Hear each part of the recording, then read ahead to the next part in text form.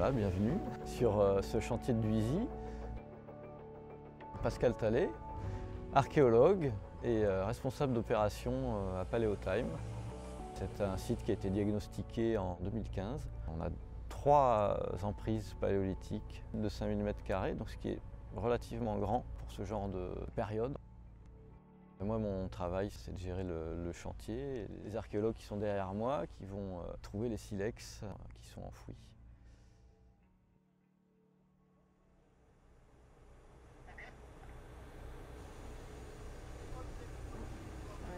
Je te prends les deux.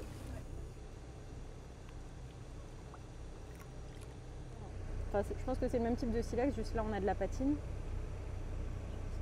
Par contre ça c'est un nucléus en fait.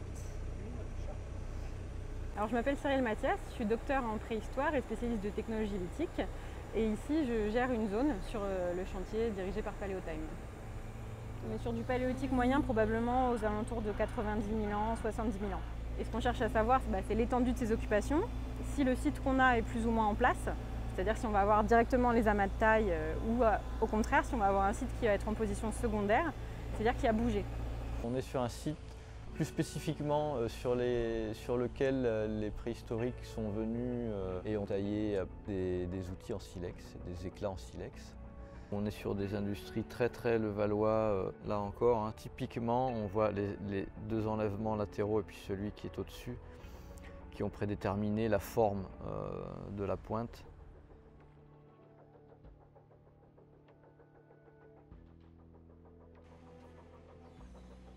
La fouille archéologique, c'est un truc que j'aime. Ça m'est arrivé en travaillant que c'est moi qui fais savoir aux archéologues qu'il y a telle ou telle pièce, soit de la céramique, soit éventuellement de la faune, ou alors ça peut être les ossements humains, ou ça peut être les bouts de silex, voilà, quel que soit le matériel à trouver. Et c'est vrai que se documenter, de s'intéresser à ce qu'on fait, et ça rend les choses plus simples.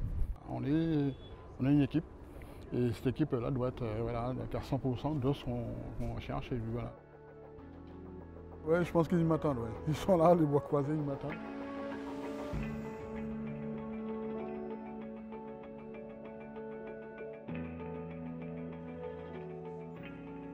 C'est ce qui m'intéressait moi dans le métier d'archéologue et dans l'archéologie préventive, c'est qu'on est vraiment au cœur des découvertes. Moi, ce qui m'intéresse dans la préhistoire, c'est les premiers gestes, c'est l'origine des gestes, des capacités cognitives qui ont évolué, de toutes ces premières traces qu'on peut retrouver.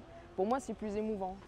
Sur la passe qu'on est en train de faire ici, on est sur le niveau archéologique. On le voit ici par les inclusions de fer et de manganèse. C'est tous les petits points noirs qu'on arrive à voir sur la passe.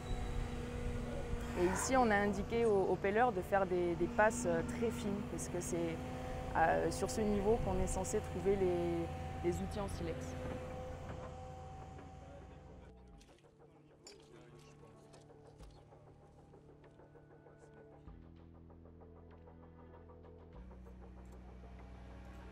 Mathieu Ruet, géoarchéologue à Paléotime, et je viens enregistrer dès le terrain un certain nombre de données stratigraphiques. Où elles affectent le niveau. Je ne pense pas que ce soit la même génération. Essayer aussi de détecter des organisations sédimentaires. Parce que mon travail consiste un peu à tester l'hypothèse d'une formation naturelle du site archéologique.